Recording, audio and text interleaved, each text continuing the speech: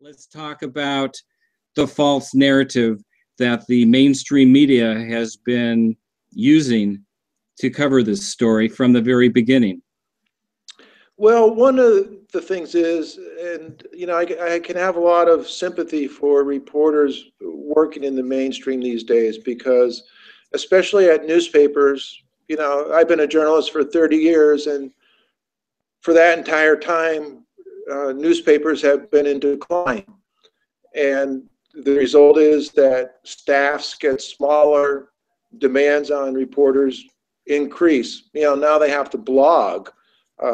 The Metro Times, where I used to work, reporters have to do 3 blogs a day. And so when you're doing that, you don't have time to really investigate and to really do your job the way it should be done. And so part of the issue is just an incredible amount of demand being put on reporters who don't have help and are, very much stretched way too thin. So that's one of the issues. Especially small town newspapers are often put in the role of being boosters. They don't want to do anything that is going to hurt business, because that directly affects their advertising base. And so pursuing a story that would have headlines screaming, our water is poisoned by lead, is not exactly going to be good for business.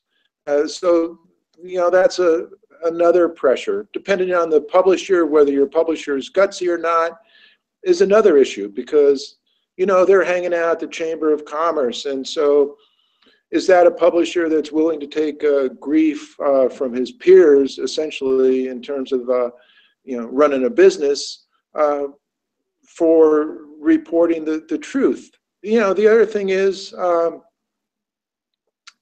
think despite a lot of evidence to the contrary, reporters tend to accept without tremendously questioning the truth of what their government tells them, whether it's the city council, the county board of supervisors, the state legislature. When the government comes out with a report, it is usually accepted at face value. So, all of those things combine to affect the coverage of this issue. And then really dismissing the residents and grassroots activists who were raising the concerns, saying that they're not qualified, that their opinions are uninformed, that they're just, moms who are, concerned about